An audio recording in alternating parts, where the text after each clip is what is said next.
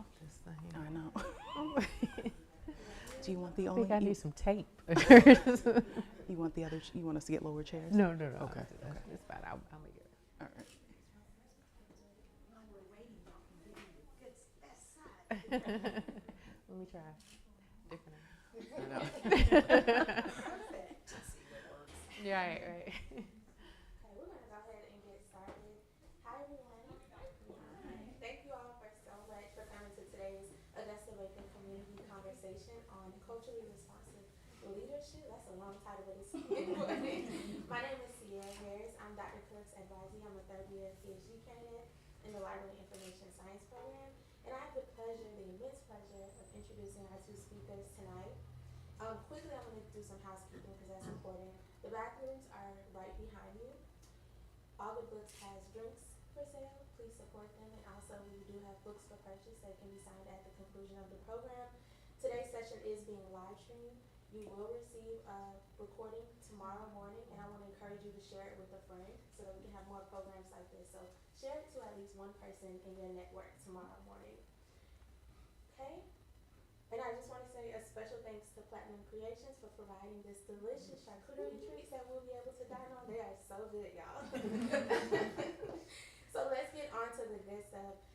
Dr. Nicole Cooke is the Augusta Baker Endowed Chair and a professor at the University of South Carolina.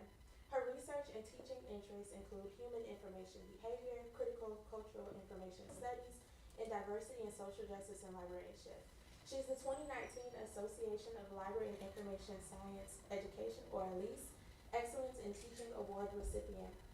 And she has edited and authored several books, including Information Services to Diverse Populations and Fake News and Alternative Facts, Information Literacy in a Post-Truth Era. Her forthcoming titles include the second edition of Information Services to Diverse Populations and Foundations of Social Justice, which will both be published by the ALA Editions and Neil Schumann. Welcome. And our illustrious speaker today, I'm so excited because I finally got to meet you in person, is Dr. Toby S. Jenkins. Dr. Jenkins is a professor of higher education and administration and associate provost for faculty development at the University of South Carolina.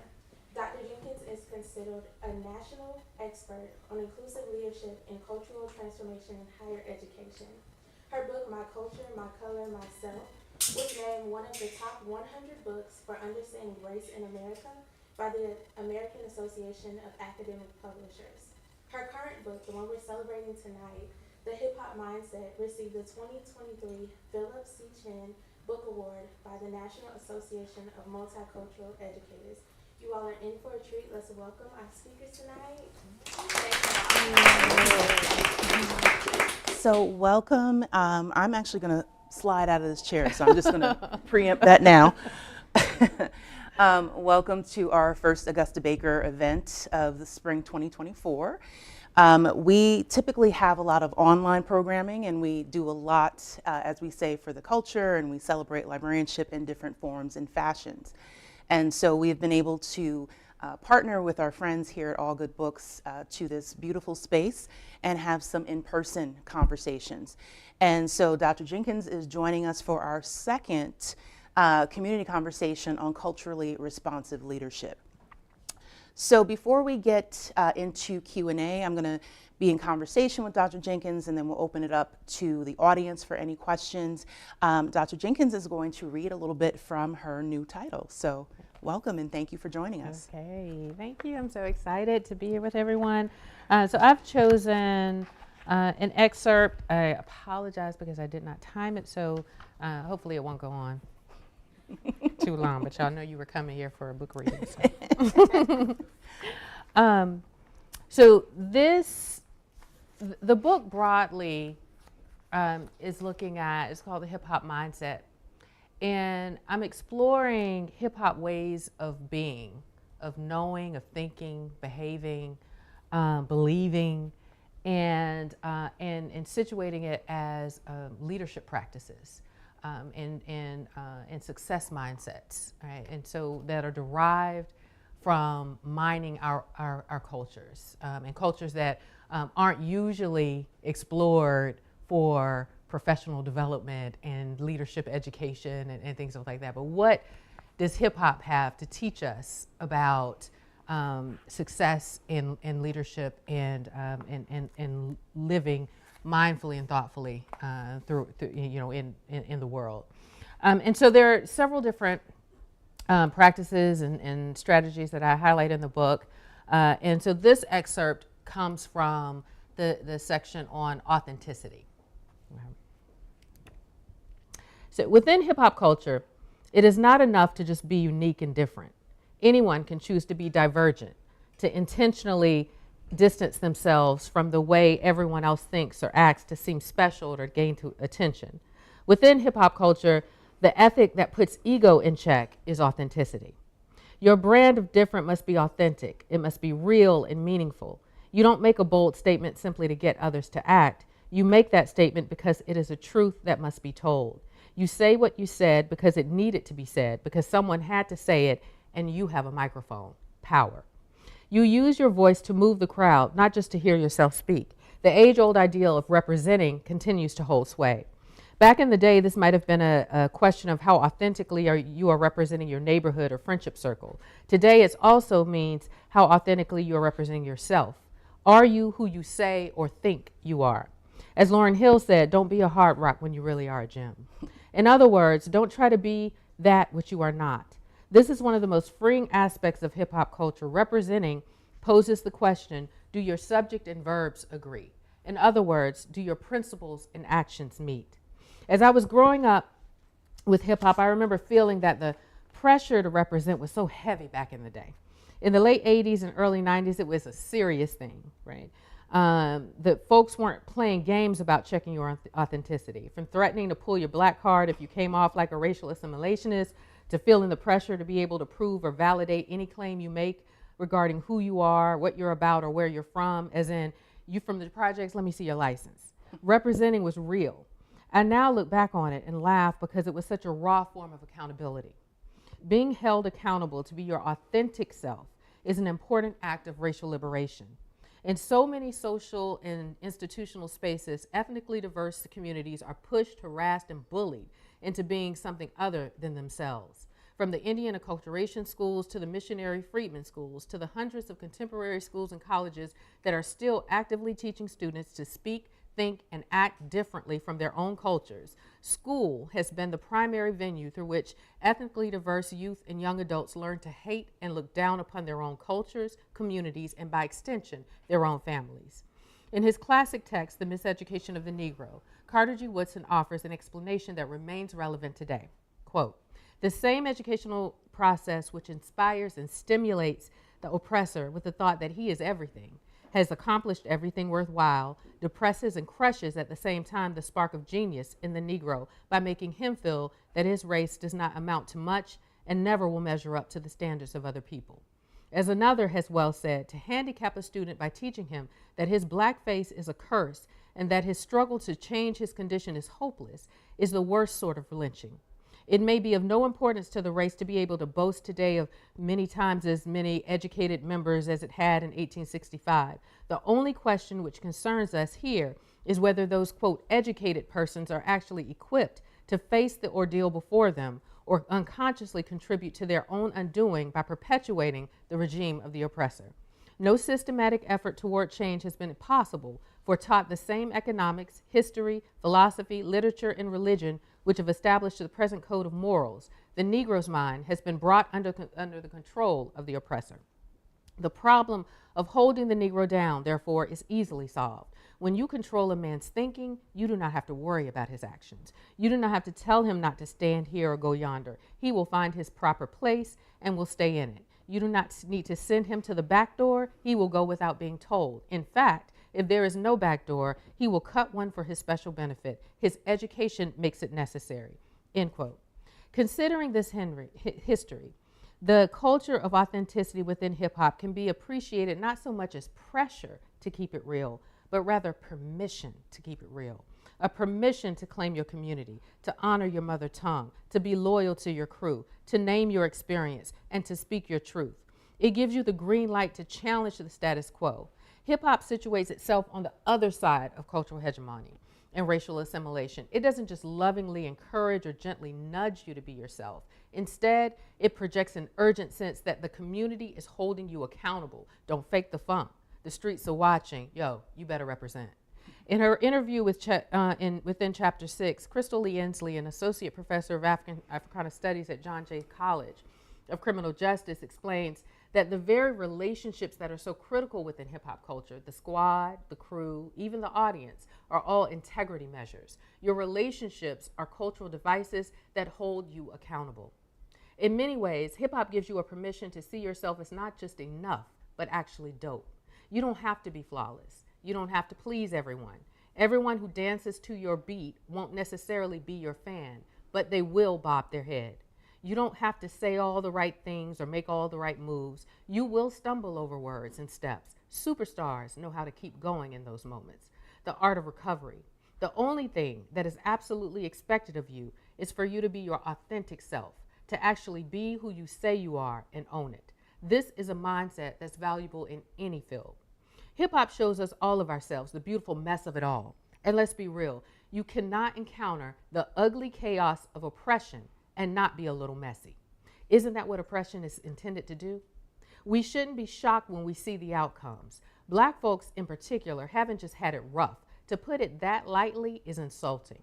We have survived sheer terrorism and lived to talk, scream, write, and rap about it. So yes, we are everything from Uncle Luke parties to Dead Prez radical activism. Hip-hop artists like Nas have shown us through their art that there is no shame in revealing all sides of yourself. Nas can be an incredibly conscious, knowledge-rich MC, but he can also show up as a playboy, street hustler, and womanizer. He's not perfect, and he shows up with all of his contradictions. That's authentic. What would be fake is for him to only present himself as this African-centered, activist-oriented, wise man. He is clearly self-taught and extremely knowledgeable about African-American history and culture, but he is also from the streets and has that knowledge base too. He is also from a good family and loved his parents, and so he also shows us that side of himself. Love You Daddy is in his lyrics on the Godson Son album. He doesn't try to be just one thing all the time because that is not who he is. We can all learn from this, particularly leaders. We need to allow leaders to be human, to feel, to express, to have a culture, a history, and a life experience. A hip-hop mindset also concerns writing, speaking, and working so that the audience whom you represent will fully see themselves. Authenticity was tied to the ability to get it right. Getting it right might take the shape of communicating an accurate and authentic portrait of social experiences. Andre Perry, senior fellow at the Brookings Institution, argues that the goal of an academic, a researcher, a writer, leader, etc., is essentially the same goal of an MC, to communicate in a way that will allow people to feel it, so that they are informed, inspired, and engaged. Beyond the ability to get it right and to be accurate, there is also this beautiful acknowledgement by the hip-hop artist, scholar, educator, or leader that the story or experience is worth telling in the first place. Our communities and neighborhoods are worth claiming. Our people are worth the extra time it takes to be accurate and precise. This was a mantra when I was a department head. All over campus, people give Black and brown students a mediocre effort. They throw a pizza at them and say they should be grateful. That won't happen in a department that I run. We respect our people. These students deserve to walk into a beautiful room or a beautiful experience just like the president of the university. We take care of every detail and we honor them. Hip-hop culture communicates that we are worthy. The familial, navigational, and resistant capital found in our culture is worth talking about, rapping about, and speaking on poetically. And our struggles must also be known. We must testify to the discrimination that we experience in our streets because our lives and our rights matter. Writing with clarity means making space to clearly communicate the legitimate rage that is felt by oppressed communities. Often academic environments are pushed to be soulless spaces, void of honest, real reactions to the incredibly hostile, violent, and even horrific topics that we teach or research. Instructors are pushed to teach from a neutral stance. Researchers are directed to write objectively, distancing their personal perspectives to prevent bias in the analysis. We are literally expected to interact with violence in very intimate ways. We touch it with our fingers, type. We view it with our eyes, read. We speak it from our mouths, lecture, and yet our presentation should be void of emotion. This is absolutely ridiculous. As another brilliant hip hop group, the Ghetto Boys, expressed, fuck that shit, people are killing us. There's no neutrality around terrorism and murder and hate and racism. Chuck D asserts, hip hop, with its use of words, can be a vehicle for any voice, but hip hop as a vehicle for the angry voice could fight the malfeasance taking place in society. One of the primary gifts hip hop gives us is the permission to write what is real, to speak boldly and unapologetically, to tell the truth in our own way and in our own voice. That's why the phrase "I said what I said" is so popular right now. We just need to own our words and thoughts. Jay-Z explains how this honest truth-telling about issues of internalized racism and colorism has been therapeutic in many ways. Quote, even when hip hop aired some of the ongoing colorism among black people, like Biggie rapping that he was black and ugly as ever, the point is that we were airing it out, not sweeping it under the rug and letting it drive us crazy, trying to pretend it didn't exist. Just one more way that hip hop kept us sane, end quote. One of my first pieces of writing that explored the merits of hip hop in education was the article Mr. Nigger, The Challenges of Educating Black Males in American Society. The title was a play on the song Mr. Nigger by Mos Def. The message in the song is that regardless of what a black man does to please white dominant culture in their attempt to achieve the American dream, they will still be seen as a nigger. Society will simply stick the prefix Mr. in front of their names as a nod to their effort at respectability politics. Now you're basically Mr. Nigger. The song is brilliant, as is most of Mos Def's work. I thought the article was also brilliant in its truly interdisciplinary approach to the issue. I labored on that one and pulled on history, sociology, psychology, media studies to wrestle with the full scope of the black male experience. But the article was hard to get published because of the title. Several journalists urged me to change the name. I refused. I said what I said. The title made the strongest point on the page. Eventually, the Journal of Black Studies published the article, and I received a personal note of praise from Dr. Molefi Asante, the scholar who coined the term Afrocentricity and who served as editor-in-chief of the journal. Needless to say, I felt affirmed. The article went on to be one of the most accessed articles in the journal for a few years, I suspect because of that title. It is another example of why we can't be weak with our words. In the article, I discuss hip-hop as an inclusive space for black male thought, rage, and expression. It is one of only a few spaces in society where black and brown people have permission to just be black and brown, to speak black and brown language, to think black and brown thoughts, to express black and brown culture, to embrace black and brown rage, and to adorn and adore black and brown bodies. This is the beauty of the Black and Latinx genius that created hip hop. From schools to churches, all of society's cultural institutions teach us that we are racially not enough. The hip hop community's response is brilliant. Your books and media socialize us to devalue our looks, words, and voice, so we will create our own cultural institution that demands we be all of those things that you hate in us.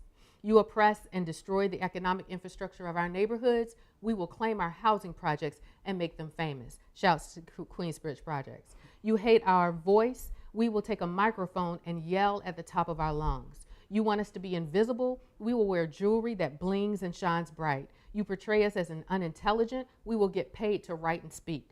We won't deplete ourselves of our cultural joy just to avoid your stereotypes. Yes, we will dance, rap, sing, yell, curse, and then brag about it. You write us out of our educational texts, so we will research and write about our own communities and seek their approval as the marker of our success as academics. The culture knows exactly what the culture needs, the freedom to be our real, true selves. Amen. So, no, I'm good. I'm good. I'm good. Yep. Yeah. So that was brilliant. Thank you so much. So your book came out just at the tail end of the 50th anniversary of hip hop, and wore my very loud shirt to celebrate that. Before we get started into questions about the book, can you tell us your definition of culturally responsive leadership and how you think the hip hop mindset can help us get there? Right. So I was so excited when I saw that was the focus of your lectures this year, because I mean, that's really been the foundation of the work that I've been doing as a scholar in higher education for a long time. So I came up working as a leadership educator. Right. Right. And so when you're studying leadership and teaching leadership development to people that are either running organizations or just want to broadly, in the case of college student leaders, they might be, engaged in some leadership activities on campus, but generally all trying to just absorb all of the information that they can to become better professionals and to see themselves as, I don't want to just work in life.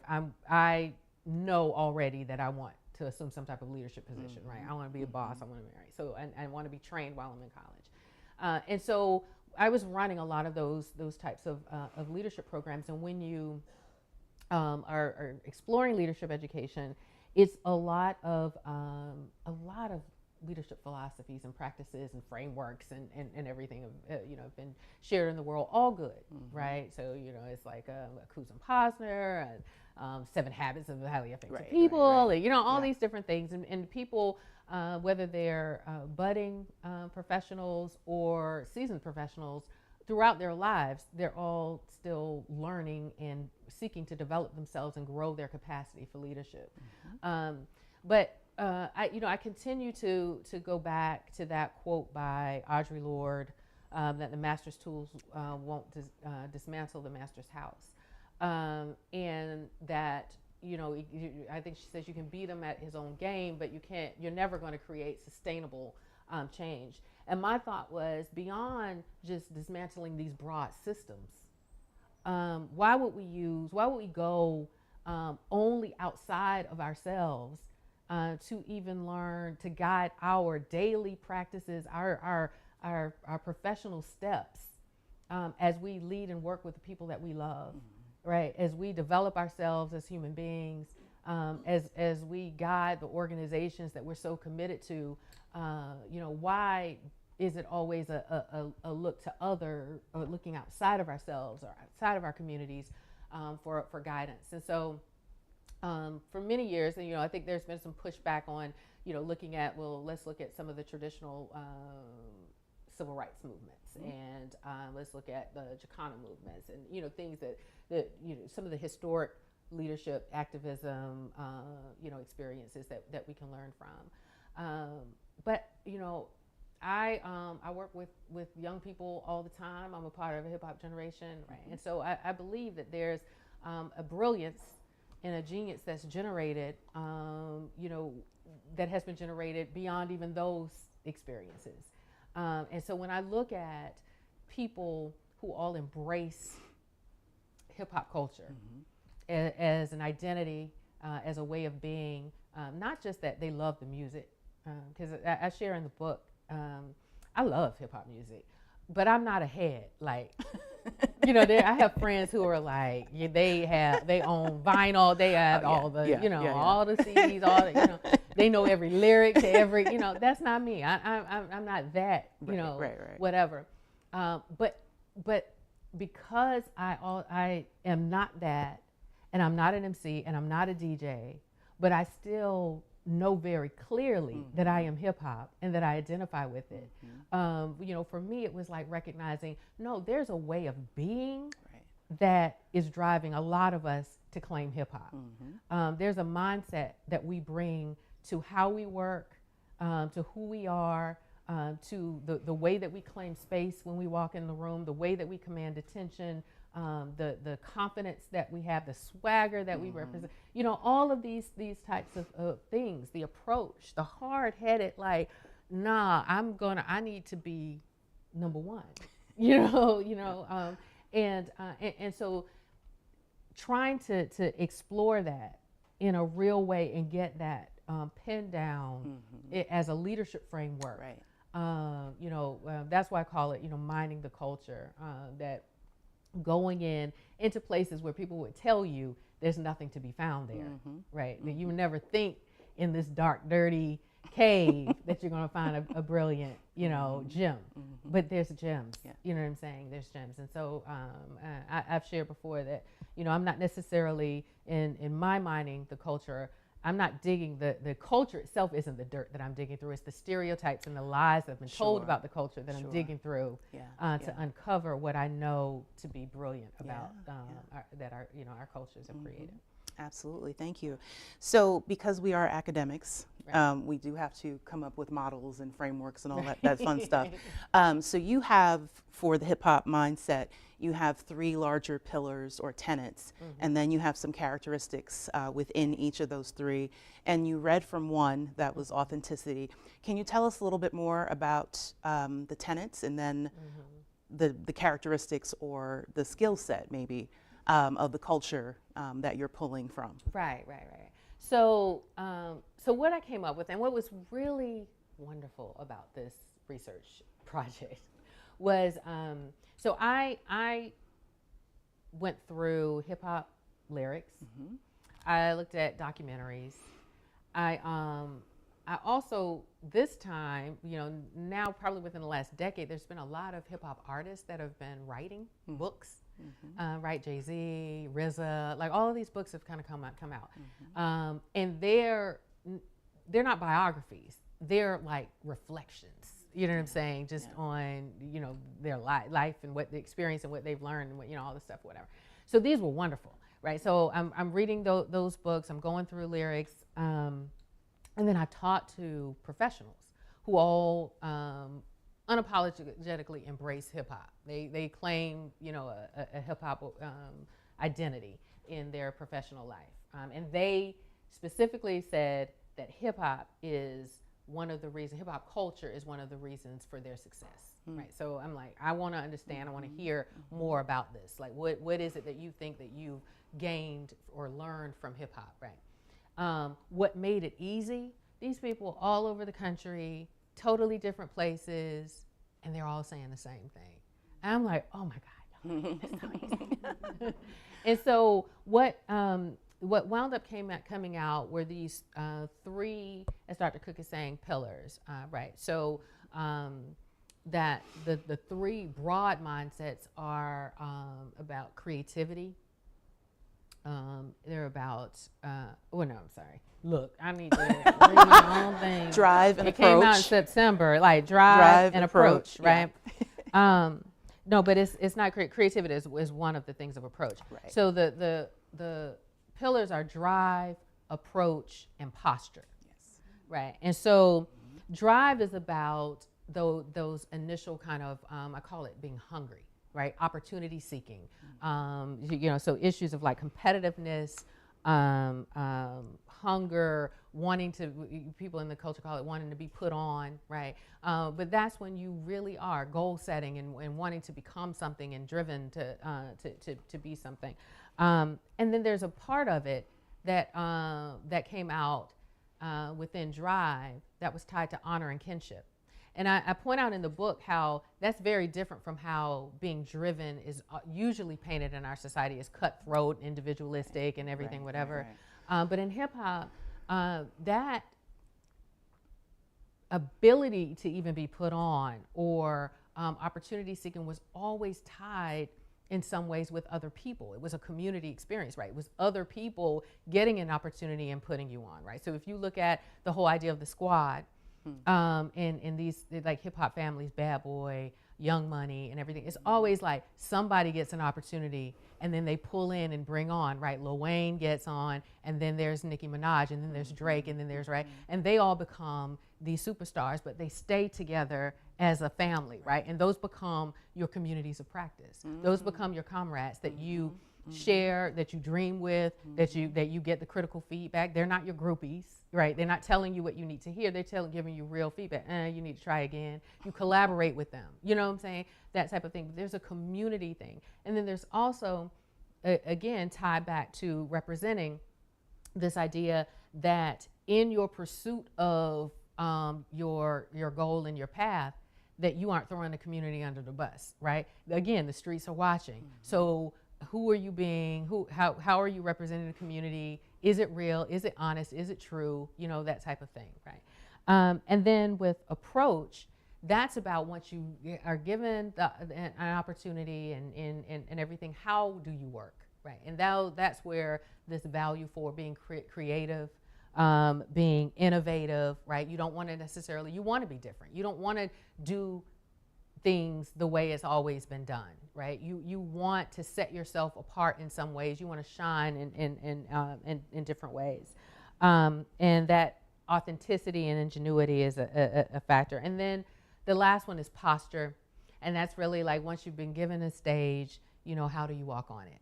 You know, when you walk into a space, it's about confidence, commanding attention. So, you know, in so many, I think, arenas, people don't want to acknowledge the performative aspect of the work that we do. And the reality, even like I go to education, educators are on stage. You know, if you've ever taught a class, you are on stage. You are on stage. And you can either shrink away and say, you know, I'm not great at this, or I'm not whatever, or you can get your game up. Like people do that when they're in a cipher or a street battle and they lose. I talk about Meek Mill in here and how he gives this example of when he was 13 years old, he lost a street battle.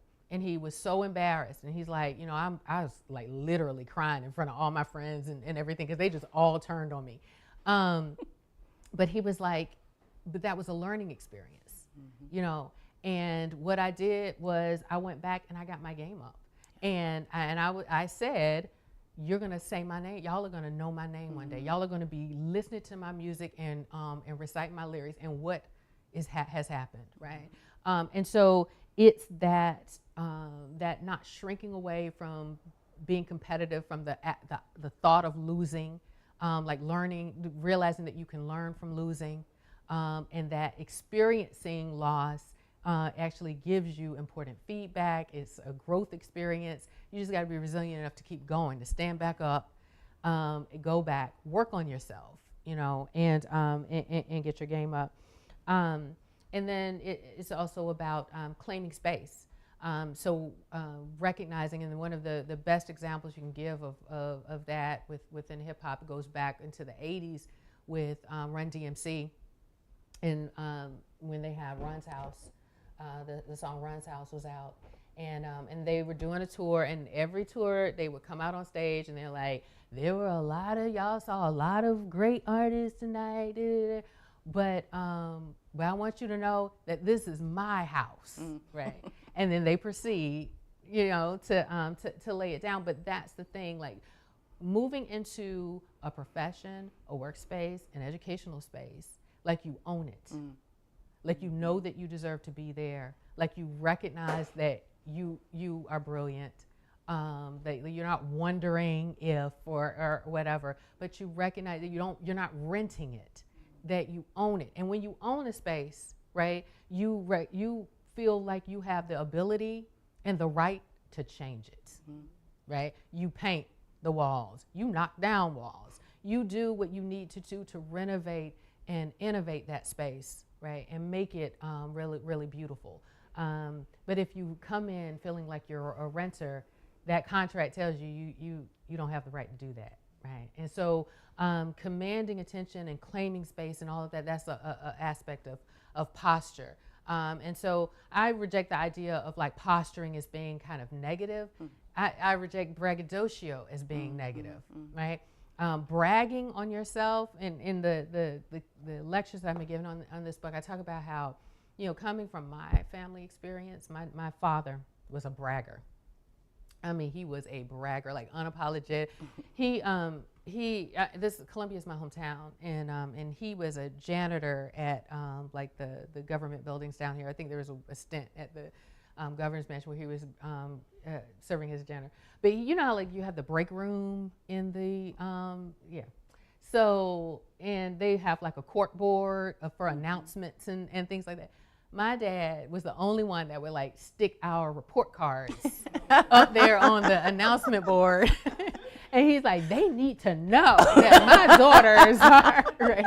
But I know coming from that experience that bragging is an act of love. Yes. Right? It's an act of love. So if you're bragging on your team, right? That you're elevating them and speaking their brilliance out into the world in a way that for other people to see them. If you're bragging on yourself, that's self-love, right? And too often we're taught not to do it, not to, I'm a PR person at the core, and the most important person I'm ever going to promote or thing that I'm ever going to promote is myself. It's myself. And so hip hop shows us that the idea of braggadocio is an important act of cultural love, because understand, these kids that created this, everywhere around them was telling them that they weren't anything, that they were unimportant nobodies, and they got microphones and said they were number one, that they were the best.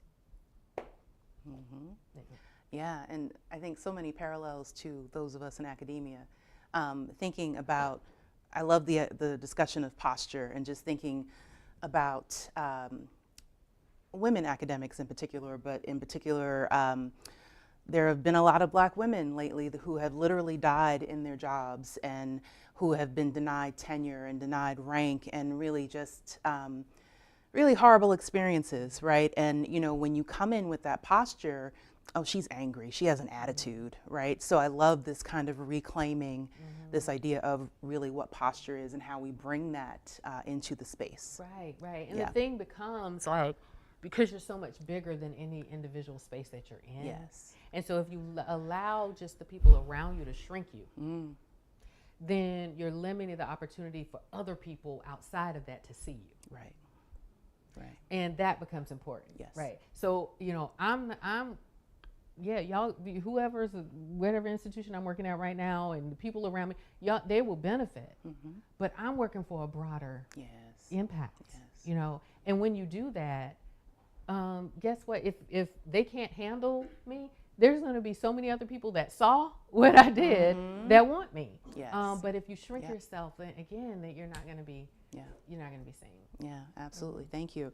So, related to what you were just discussing, you use a lot of slang in the book. You talk about bling and swag and some other fun things. Wore the blingy earrings just for you. Yeah. And that was like the first thing I commented on. I love these things. Can you talk to us a little bit about why the language is important to this culture and this mindset? Right. Well, I think again, it's just an aspect of creativity, and I don't even think at some level it is like organic creativity, because I don't think people are just like sitting around like how you might do in a work place. I mean, it's like they're trying to make you let's sit around and come up with like nobody's doing that. They're just flowing. It's just coming up with ways of speaking and thinking and knowing that are really relevant to the experience, and then everyone else picks it up and everything, whatever. But yeah, it's I think that's just another thing of brilliance, of like recognizing that it never stops. Yes. And I don't even know how many of us live our lives like that. Like, how many of us are living our lives like trying to be very intentional about what we're doing, what we're involved in, what we're creating, but then creating a language about it. You know what I'm saying? To describe it. Right. That's like, what, their words don't exist for how I'm seeing things. So let me, create something. I mean, it's just it's brilliant. It's absolutely brilliant. But and because I speak it, just in my way of being, so I'm writing, and I've always been very committed to, like what I read here, this is how I write every book. You know what I'm saying? Like I write like this. And it's been a commitment, because I was like, I absolutely want my family to pick up my book and finish it. You know what I'm saying? And so I'm not writing for academics and everything, but yeah, they made me put a little glossary or something. It was a lot of slang. So my last question for you before we open it up to the audience, the latter half of the book is, I don't know if you would call them testimonials, but they're from different professionals in education and other aspects who embody this hip hop mindset. And my favorite was from Martha Diaz. Martha Diaz is an OG hip hop educator. I don't even know how to describe Martha. Always been a big fan, so that was my favorite one. But I was wondering if you could tell the audience a little bit about how these testimonies went and you know, what emerged that perhaps was surprising to you. Right. So these interviews that frame this chapter, I call it "Can We Kick It?" These are the interviews, the formal research interviews that normally go unseen, right? Normally the researcher has the interviews and then they write up, you know, it may include little quotes and stuff throughout the book or whatever, but you never read the. But in the spirit of, so when I was growing up and like Word Up magazine and all that, like the thing that I absolutely looked forward to in those magazines were the interviews with the artists. And it was always like the raw interview, like question, answer, question, answer. So I wrote this like that. So it's the question, answer format, just the raw interview. I tried to pick, you know, different people, like I said, all over the place and in different spaces in their professional life, right? So, like you said, you know, OGs like Martha. Martha was a part of Yo MTV Raps when it first came out, and then she went on to develop like some of the first hip hop summits and conferences and stuff. But she wrote probably the first guidebook for classroom use of hip hop, and just another, you know, person that doesn't get the shine that Martha really deserves or whatever. But she's absolutely been incredible. And one of the things that she talks about is that she's a connector. So she just has all of these incredible relationships with people from all of the incredible things that she's done throughout her career.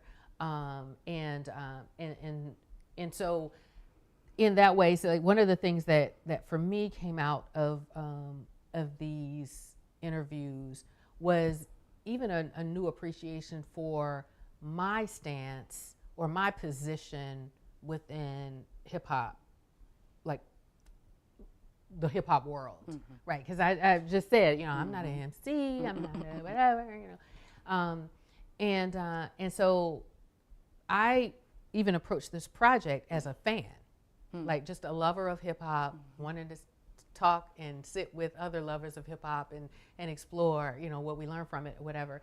But in having these conversations with people like Martha Diaz and Mazi Mustafa, who runs like one of the largest hip hop nonprofit organizations and everything, I began to like understand that I have a history too, like a space. I'm like, okay, yeah, no, I've been doing that. I've been a cultural curator for years. I've been curating hip hop events and concerts and festivals and booking artists, and you know, like I have been a part of it. And there's a place for those people in the culture as well, that it's not just the artists, that it's the party promoters and the people that convene the community and bring them together to enjoy the music. And you know, like you need all of those people or whatever.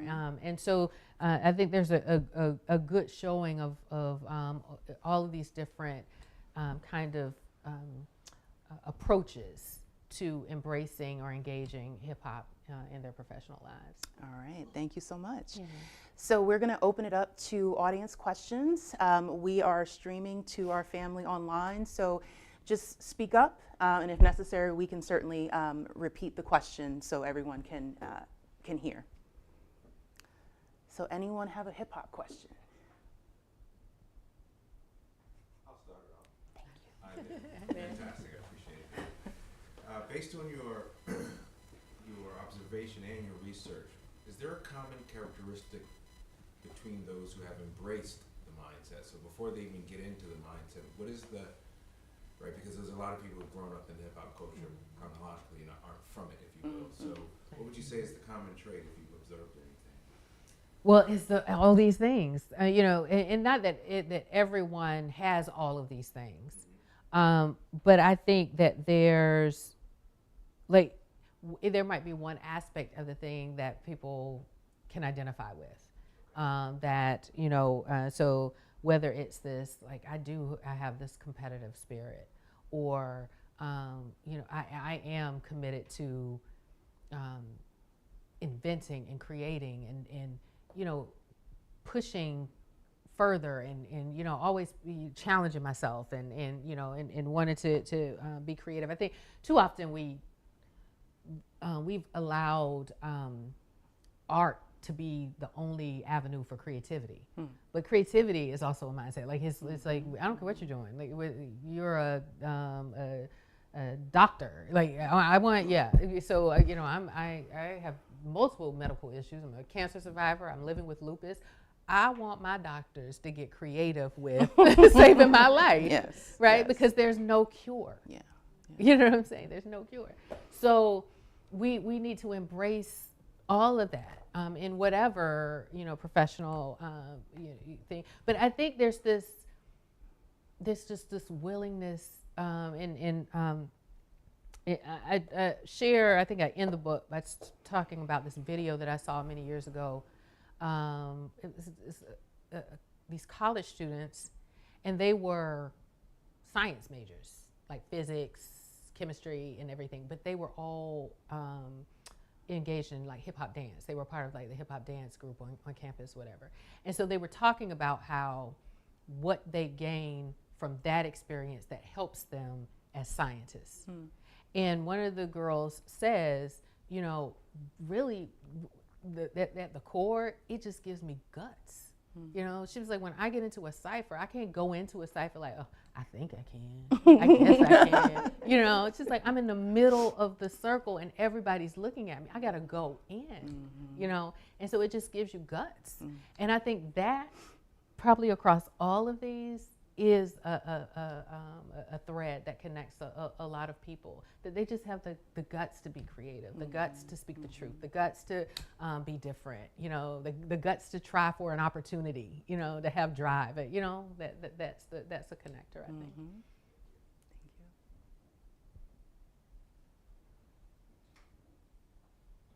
I have a question. So you may have kind of said it at the beginning, but what was the path to starting this book? Was it listening to hip hop and hearing the leadership and going, oh, I'm seeing patterns that I think is a good research trajectory, or was it you were looking for a research thing and then you found hip hop? Yeah, no. So I think now, like looking back on it, I'm like, probably everything that I've been doing led me to this, right? So I went to undergrad here at USC. And I was like the concerts chair for Carolina Productions, right? And so my little claim to fame with Carolina Productions was I was the first concerts chair to have Cockstock be a hip hop concert. And you would think like I was asking people to go to hell with me. Like, it was such a big thing because it was usually a rock concert. But we did, what I'm saying, we did it, and that was like during those 90s, when Biggie and all them, right? So it was like, hip hop was big, and so I've been doing this since then. I interned at record companies. Then even when I went into higher ed, I didn't start as a graduate student academic. Like I started advising program boards and planning university concerts and festivals and stuff like that, whatever, right? Booking comedians and outcasts and, what I'm saying, all these different people, artists and stuff, or whatever. And so then I ran university cultural centers, and it became more focused on broader Black cultural education and cultural development, identity development, and arts engagement or whatever. And then I became an academic and really took that space to kind of more deeply explore the cultural leadership and cultural education that I've been doing as a practitioner in higher ed. And so some of my first journal articles were about looking at hip hop differently. It was about looking at one is called A Beautiful Mind, and I talked about knowledge production and intelligence in hip hop, and go back to the history of like academia and the idea of intelligence and everything, and who's allowed to be seen as knowledge producers, who are allowed to be seen as geniuses. And so then I go through hip hop artists and their lyrics and how I say, because like when I say that, I thought Mos Def's song Mr. Nigga was like absolutely brilliant. And what he does, there's a song that he has called Mathematics, and he takes the idea of mathematics and numbers and breaks down all of these social experiences and oppression and how it is a number game. I mean, it is just like absolutely brilliant. And so a lot of my early articles were unveiling that, like really trying to bring to surface that. And so, I think, and then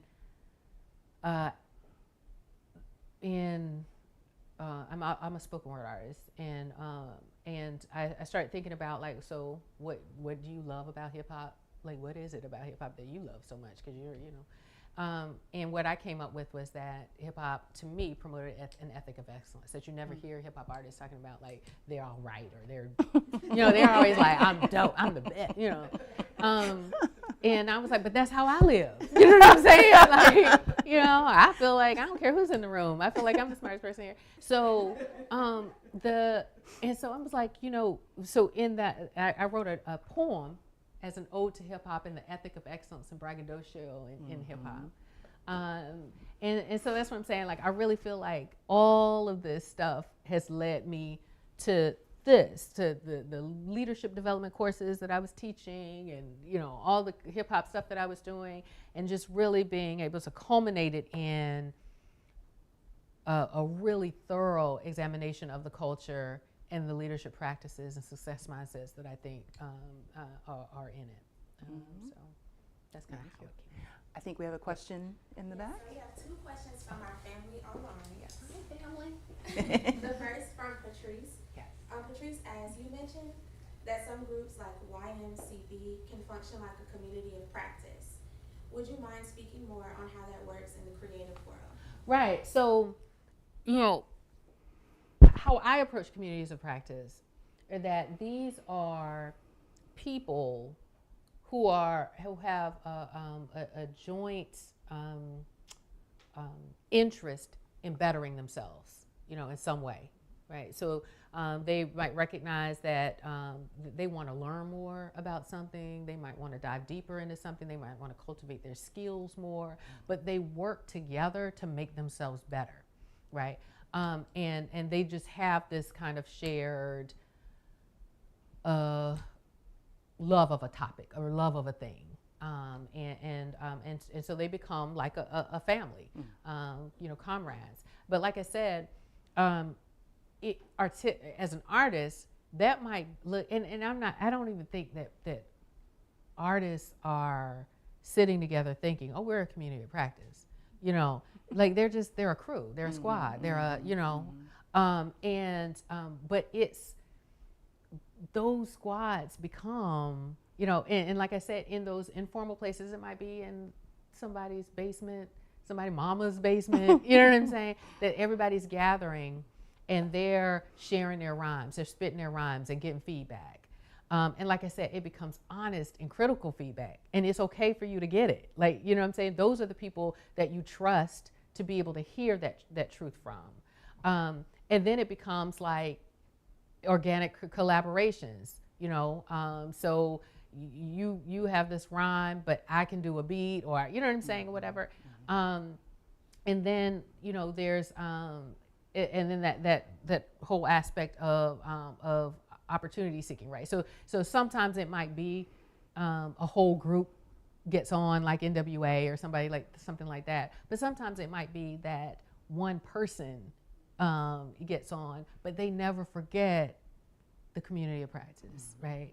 And before you know it, everybody knows their names too, right? And so, and that's what I think is so incredibly beautiful about it, that those people push you push everyone. Like everyone is expected to have a success as a group, right? You don't want to bring the group down, right? Right. So if we're going to attach you to our group's name or our family, our label name or whatever it is, that there's an expectation that you're going to be great, that you do things with us, that you collaborate and spit on my thing and right?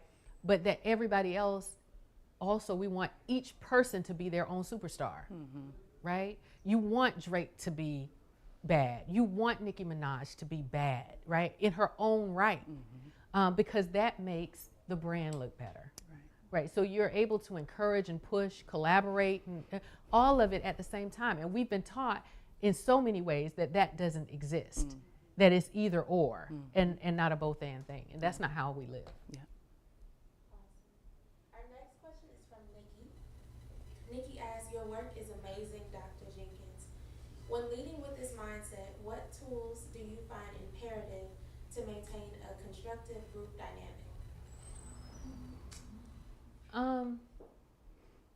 Well, I think that in here I talk about how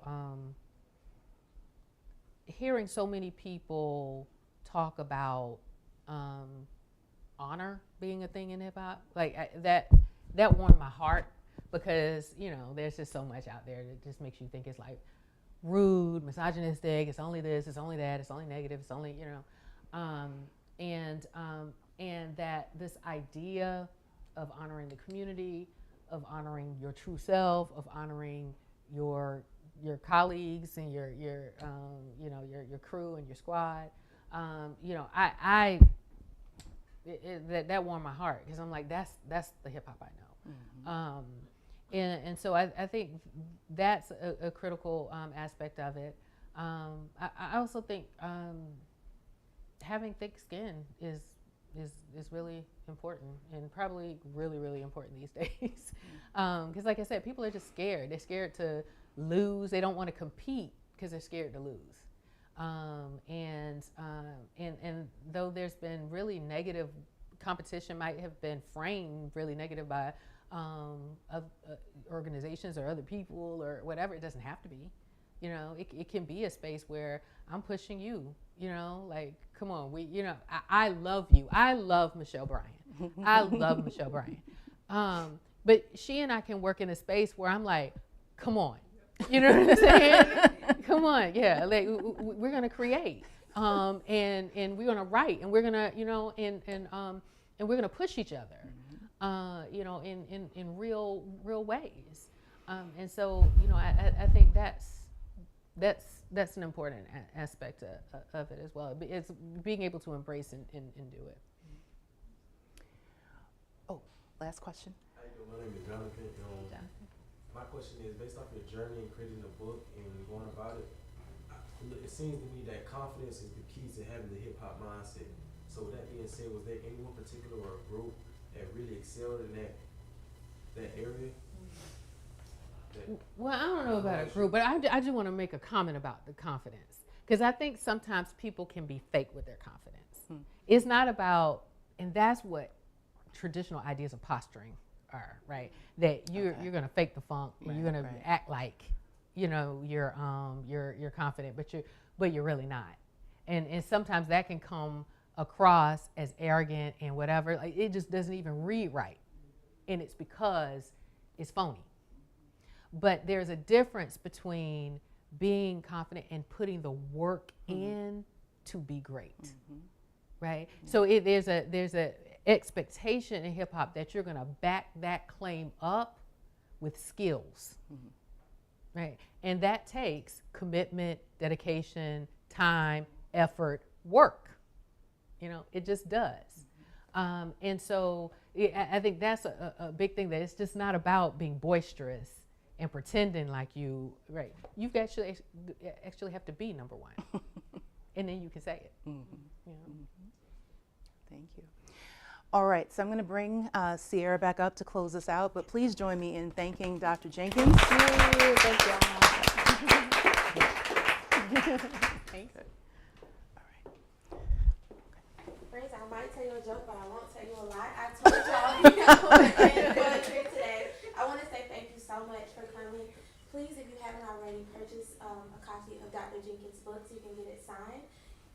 and fellowship together and enjoy some of these treats from Platinum Creations. Special thank you again to All Good Books for lending this space. Special thank you to Dr. Jenkins for lending their time and talent with us, and to Jennifer with Platinum Creations for lending her time and talent with us as well. And remember, y'all promised me when I send this recording in the morning, share it with your friends, because that's how we keep these programs going when we build up our communities of practice as well. Thank you. And thanks so much to the folks online, and thank you for your continued support, as well to our friends in the room. All right, let's chat.